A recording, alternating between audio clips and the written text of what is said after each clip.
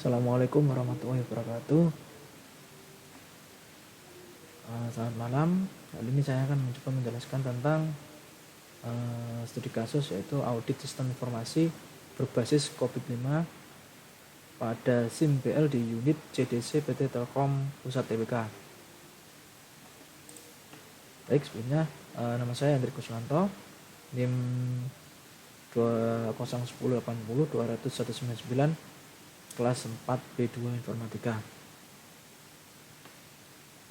Untuk latar belakang, pada PT Telkom memiliki sistem informasi manajemen bina lingkungan atau yang disingkat SIMBL yang diharapkan dapat menjadi role model bagi seluruh BUMN maupun pembina pelaksana bina lingkungan dalam penyaluran dana publik. Unit CDC ini atau biasa disingkatnya Community Development Center PT Telkom belum pernah melakukan evaluasi terhadap sistem informasi, sehingga unit CDC ini belum dapat mengetahui sejauh mana manfaat dari SIM BL ini. Mereka memilih menggunakan domain DSS atau Delivery Service and Support pada COVID-5. Alasannya adalah karena sesuai dengan kondisi tata kelola TI di unit CDC PT Telkom yang diaplikasikan pada produk SIM BL saat ini yang telah dilaksanakan, telah dibangun dan juga sangat berpatokan terhadap workflow dengan bisnis proses yang dikarenakan berkaitan dengan penyaluran bantuan milik publik. Oke, untuk misi dari CDC Telkom ini menjadi perusahaan terbaik di dunia dalam membangun komunitas demi keberlanjutan bisnis dan reputasi perusahaan. Sedangkan untuk misinya itu membentuk atau memberdayakan komunitas akses yang terhubung dengan bisnis telekomunikasi, informasi, media, education atau biasa disebut dengan time, disingkat dengan time. Dalam membentuk atau memberdayakan komunitas konten yang berhubungan dengan business time. Yang ketiga adalah membentuk atau memberdayakan komunitas sosial, ekonomi, dan lingkungan. Oke.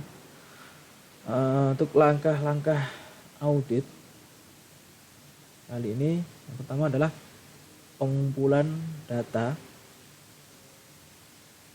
Yang kedua adalah pengukuran data, analisis hasil, pengumpulan evidence dan kondisi sistem, analisa gap, dan yang terakhir adalah rekomendasi. Oke, selanjutnya untuk pengumpulan data ini pada COVID-5 dipetakan terdiri dari enterprise goal, IT related goal, proses kontrol, dan pemetaan RACI.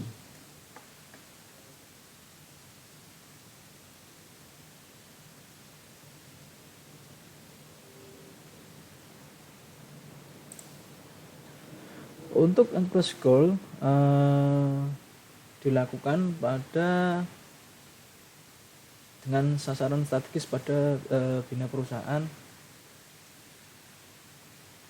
yaitu melakukan sebuah pemetaan, tentunya dari hasil pemetaan tabel-tabel sebagai berikut, yaitu pada tabel EG1, EG2, EG3, EG4, EG5, EG6, EG8, EG11, dan EG15. Untuk di sini pada keterangan pemetaan tabel di atas, apabila pada suatu enterprise goal tidak terdapat nilai P yang berarti primary, maka enterprise goal tersebut tereliminasi. Di sini kelihatan bahwa pada EG7 ini adalah business service community and availability. statusnya adalah S semua, maka ini tidak termasuk dalam enterprise goal tersebut.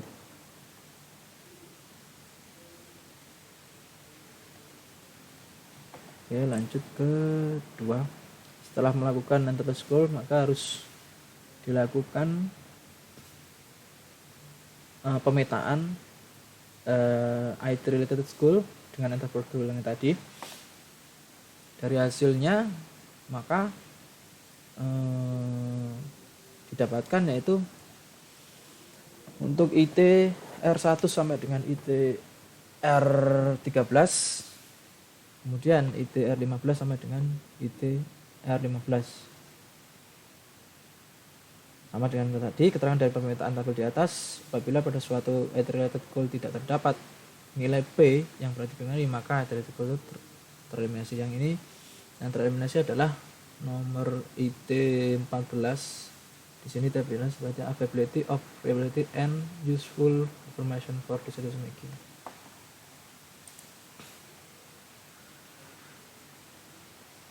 Oke, selanjutnya adalah pengumpulan data, yaitu masih di pengumpulan data pada proses kontrol. Pada proses kontrol didapat tabel seperti ini.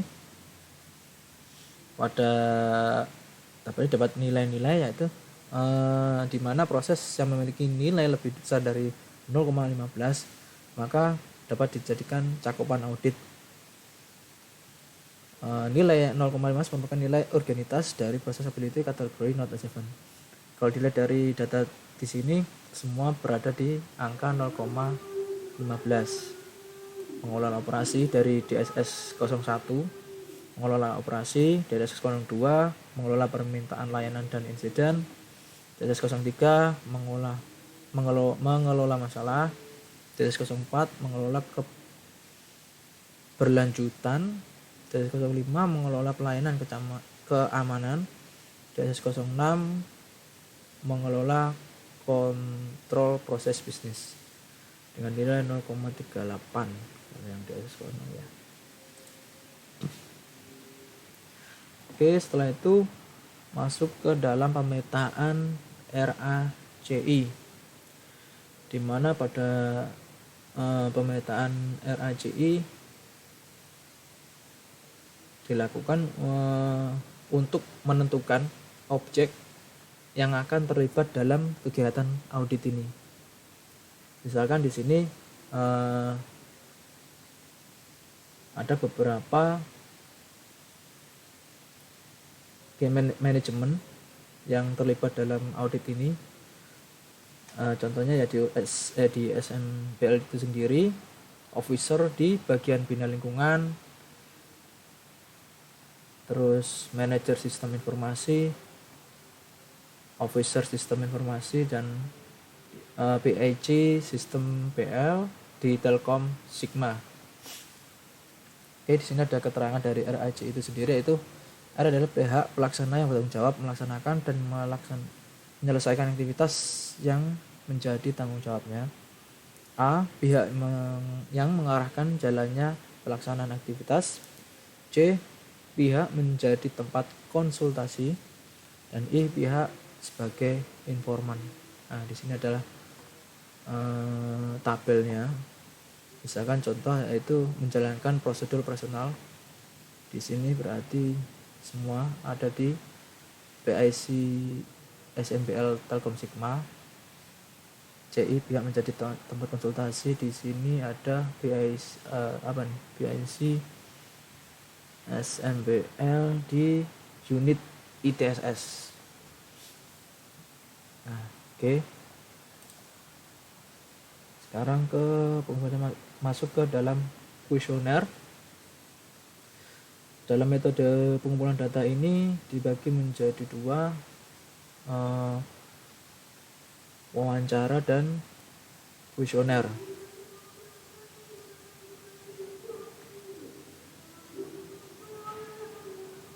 Untuk kuesioner sendiri terdapat dari 18 responder dari divisi bagian bina lingkungan, bagian Prandal, divisi ITSS, dan Telkom Sigma.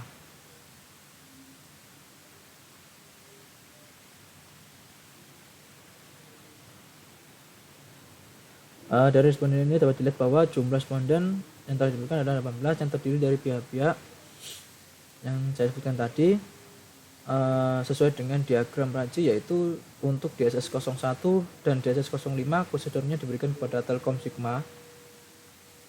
Untuk DSS 02 dan DSS 03 diberikan pada ITSS, dan untuk DSS 04, DSS 06 diberikan kepada Prandal dan Bina Lingkungan JDC PT Telkom. Oke, untuk wawancara di sini melibatkan nama-nama dari responden Bapak Heri, Bapak Bambang, Supriyono, Soleh, dan Nazaruddin, Hadari dan Nazaruddin. Oke, masuk ke teknik pengukuran data. Untuk teknik pengukuran data itu sendiri digunakan untuk menilai apakah hasil dari kuesioner yang dilakukan tadi dapat dipercaya atau dapat dipertanggungjawabkan ke validasinya.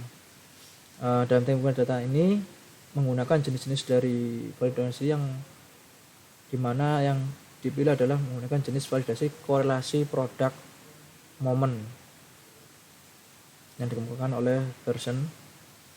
Pemilihan jenis validasi dengan korelasi produk momen ini dirasa cocok karena instrumen yang digunakan dalam pengukuran validasi ini serupa, menggunakan variabel interval dan cara penghitungan yang dapat diterapkan dengan baik.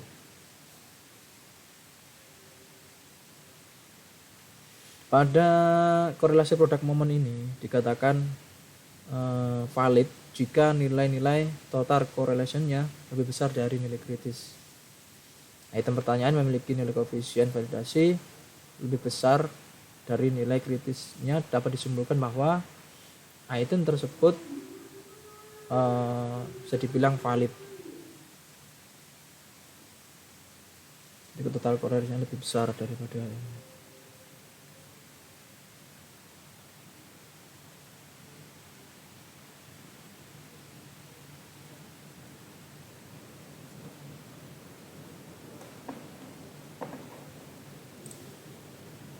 Oke, masuk ke analisa hasil. Di sini untuk analisa hasil yang pertama adalah analisis validasi kuesioner. Validasi dilakukan dengan menggunakan metode product moment person yang saya bilang tadi. Di sini menghitung masing-masing persebab domain DSS setelah dilakukan rekapitulasi di tabel terdapat penampilan. Validasi ini untuk mengetahui tingkat korelasi jawaban dengan pertanyaan yang diajukan. Hasilnya jika angka validasi yang didapat lebih kecil dari 0,3 maka terdapat ketidakvalidan.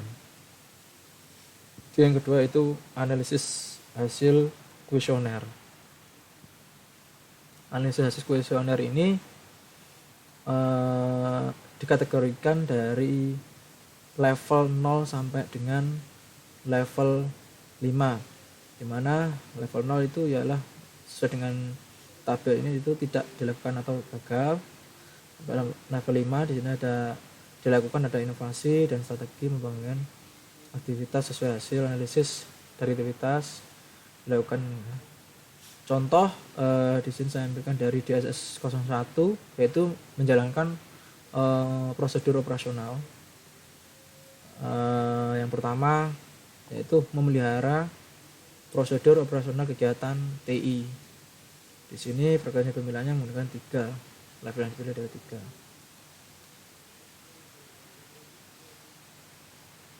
Kemudian Anda menjalankan dan melaksanakan aktivitas sesuai dengan jadwal.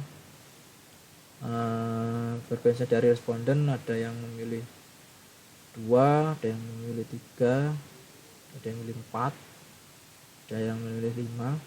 Kita ambil dari yang terbanyak yaitu 3. Dan kemudian ada pada rekapitulasi nilai capability.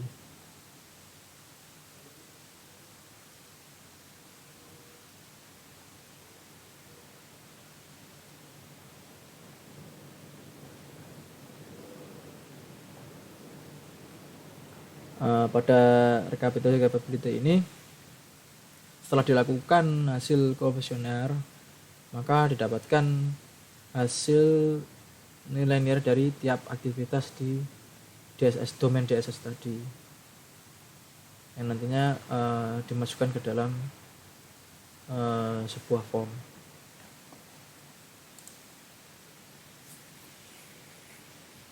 Oke, selanjutnya adalah pengumpulan evidence dan kondisi existing.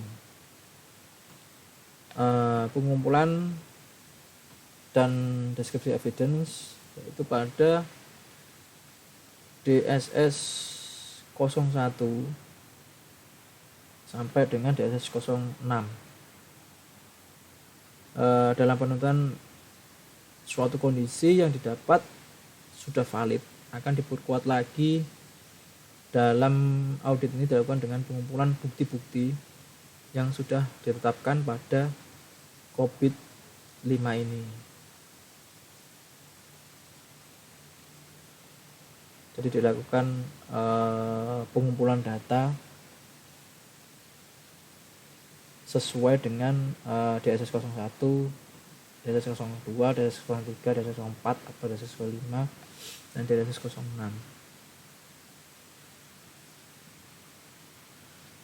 Ada atau tidaknya dari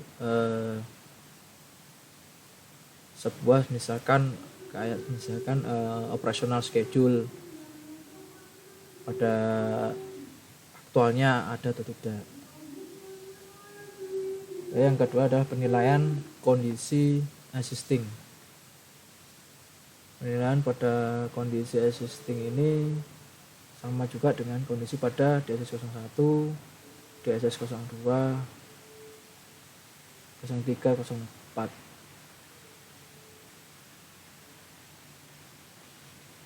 Pada penilaian kondisi existing ini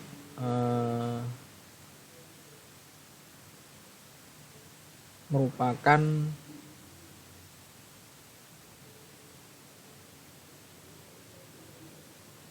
hasil dari pengumpulan data-data kondisi yang sekarang. Ini salah ketik existing ya, seharusnya.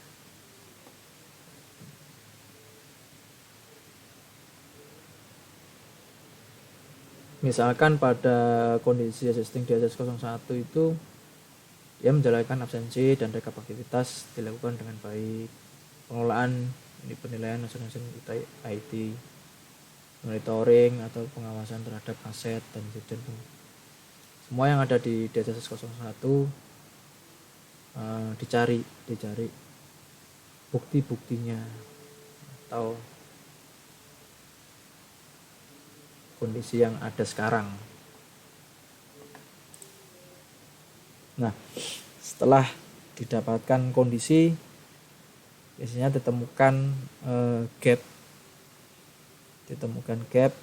atau celah di mana ada perbedaan antara standar dari DSS 01 itu dengan kondisi existing yang ada. Dari hasil analisa gap ini ditemukan rata-rata dari capability levelnya itu level 4 dan level 3.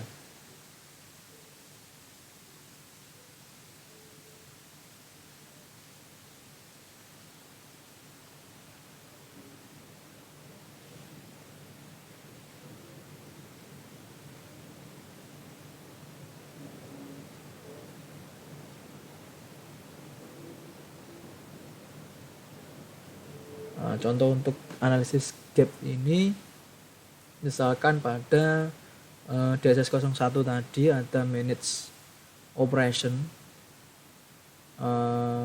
level existingnya dia pada level 4, sedangkan untuk level 3 level targetnya adalah 5, maka gapnya adalah 1. Pada DSS02 pada manage service request and incident, misalkan di level existingnya di 4, level targetnya nanti 5, maka gapnya adalah 1. Berdasarkan pada hasil analisis di gap 3, untuk manage problem berada pada level 4, yaitu dalam predictable processing, yang berarti DSS3 dilakukan aktivitas-aktivitas, kebijakan dan aturan dokumentasi menghasilkan layanan yang telah dimonitor dan dianalisis. Target yang diinginkan adalah dicapai 5, yaitu optimizing proses, maka gapnya 1. Setelah dilakukan analisis gap, maka akan dilakukan rekomendasi. Rekomendasi di sini tentunya rekomendasi dari hasil dari analisis yang DSS 01 tadi, 02, 03, dan 04, 05, 06.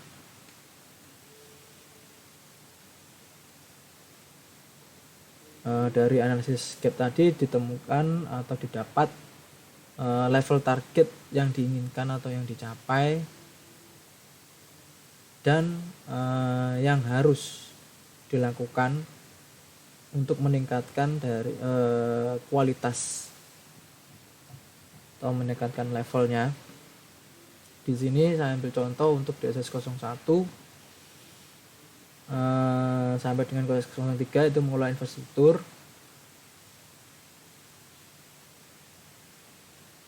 dan mengelola aktivitas pembangunan kesadaran dan pemahaman untuk menjaga perangkat dan infrastruktur IT kepada staf melalui training atau pelatihan. Saya ambil satu contoh aja. Imbauan melalui gambar dan tulisan di sudut-sudut ruangan dan ketika login komputer.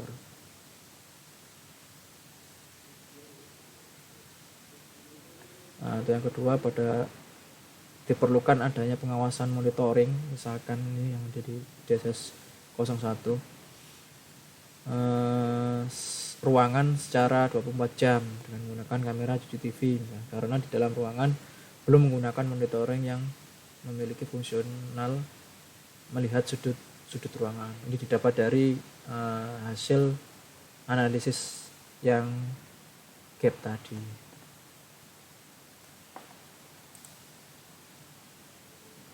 Oke, untuk kesimpulan dan saran, pada tahap pra-audit yang telah diproses, yang diperoleh dengan proses domain DSS COVID-5, satu proses memiliki kapabilitas 3, yaitu DSS 04, dan 5 proses memiliki kapabilitas 4, yaitu DSS 01, DSS 02, DSS 03, dan DSS 05 dan DSS 06.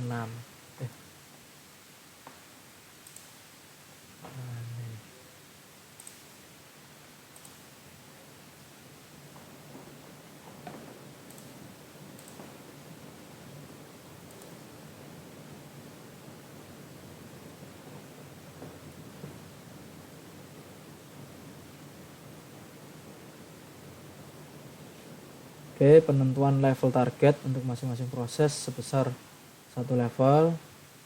Rata-rata untuk kapabilitas dari keseluruhan adalah 4, yang berarti sebagian besar aktivitas pada domain DSS sudah dilakukan. Level target yang diinginkan dicapai adalah 5, yaitu optimizing proses, sehingga rekomendasi yang dilakukan yang disusun adalah sebagai berikut: memperketat kontrol terhadap proses yang berlangsung untuk mempertahankan proses yang sudah berjalan cukup baik, membuat inovasi-inovasi terhadap proses bisnis agar berjalan variatif ke arah yang lebih baik.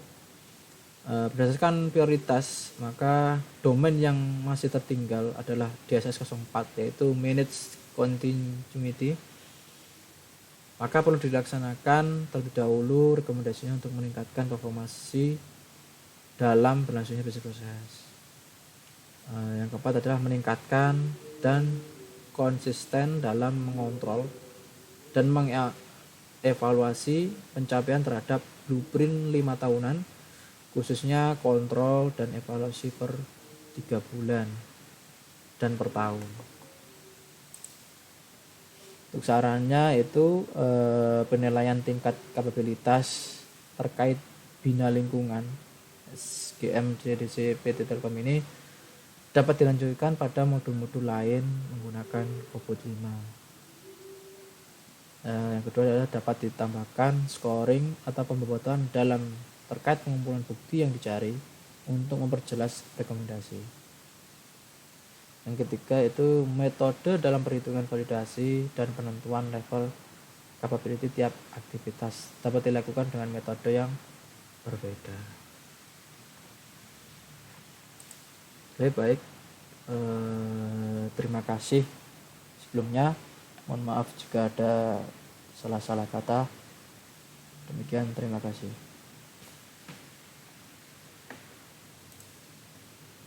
Assalamualaikum warahmatullahi wabarakatuh.